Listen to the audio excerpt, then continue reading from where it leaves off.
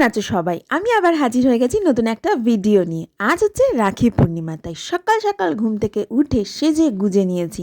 কেমন লাগছে অতি অবশ্যই কিন্তু সেটা কমেন্ট বক্সে জানিও। বেরিয়ে পড়লাম রাখি পরাতে, আর এই ভিডিওটা আশা করি তোমাদের খুব ভালো লাগবে। যদি ভালো লেগে থাকে কি করতে হবে জানো?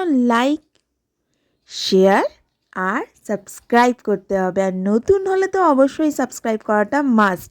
আর বেশি কথা না বলে ভিডিওটা শুরু করা যাক। সবার আগে বেরোনো যাক, নাহলে অনেক দেরি হয়ে যাবে। প্রথমেই পৌঁছে গেলাম ভাইয়ের বাড়িতে। গিয়ে ঝটপট করে রাখি আর মিষ্টিগুলো সাজিয়ে নিলাম, কারণ ও রাখি পরে আবার অফিসে বেরিয়ে যাবে। গিয়ে দেখি ভাইয়ের 3টে লিটল প্রিন্সেস কিন্তু জেগে গেছে।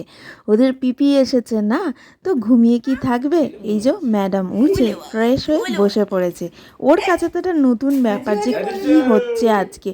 হঠাৎ করে সবাই সকাল সকাল চলে এসছে। পিপি, ওর মামু, আর মধ্যে ওর দিদিয়া আজকে ওদেরকে রাখি পরাবে।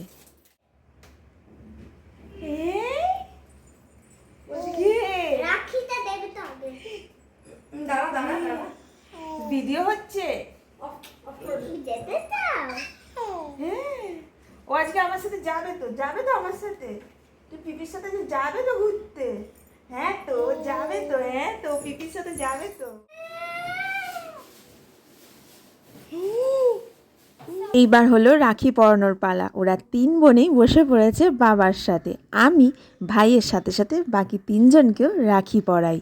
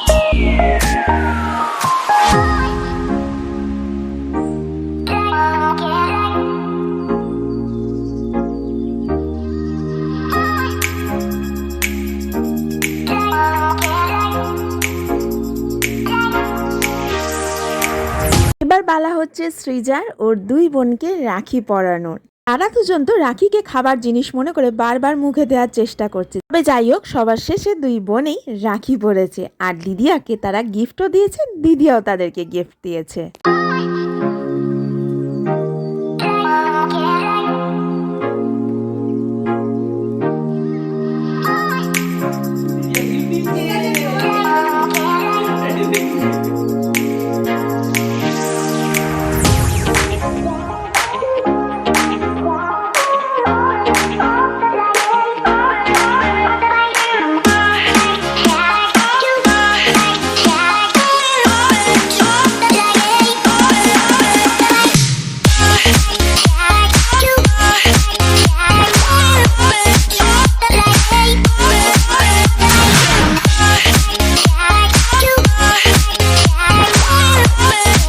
মৌসুমি ওর ভাইকে রাখি পরিয়ে দিল। তারপর ওখান থেকে ব্রেকফাস্ট সেরে চলে এলাম বাপের বাড়িতে এই দাদাকে রাখি পরাতে।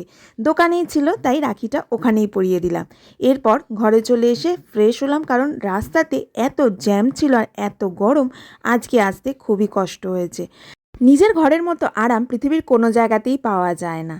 ফ্রেশ হয়ে তো বসে পড়লাম। মা নেই, মা একটু দরকারে বেরিয়েছিল, বাট আমার জন্য রান্না করে রেখে গিয়েছিল।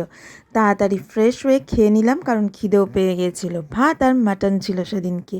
খাওয়া দাওয়া সেরে একটু রেস্ট নিয়ে বেরিয়ে পড়লাম শ্বশুরবাড়ির জন্য, কারণ আরেক দাদা যে অপেক্ষা করবে।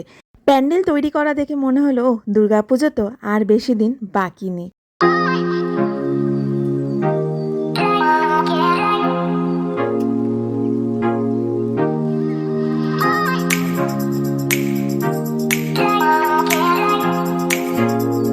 দাদা বাড়ি চলে যাওয়ার পর একটু ফ্রেশ হয়ে একটু রেস্ট নিলাম, কারণ আজকে সকাল থেকে অনেকটাই দৌড়ঝাঁপ হয়েছে, তার মধ্যে গরমে রাস্তা জ্যাম সব কিছু মিলিয়ে মিশে আজকে আমি প্রায় অনেকটাই টায়ার্ড ছিলাম। তার মধ্যে আজকে রান্নার দিদি আসেনি, তো রাতে তাই ভাবলাম কিছু তো রান্না করতে হবে।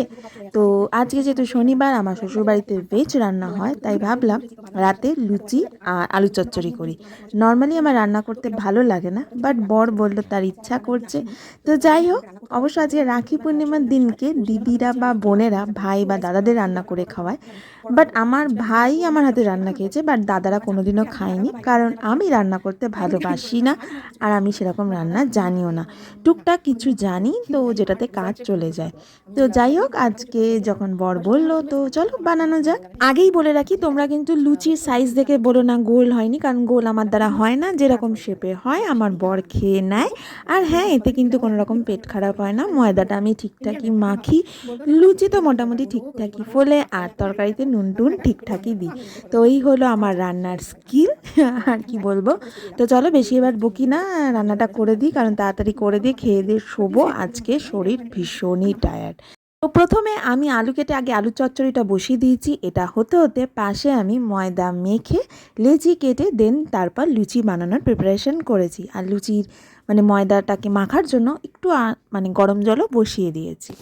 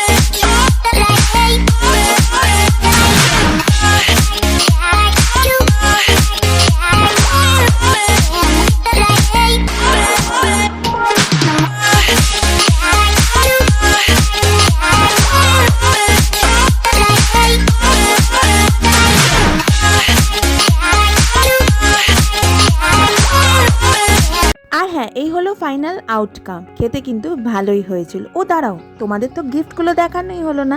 এই ছিল আমার রাখির গিফট।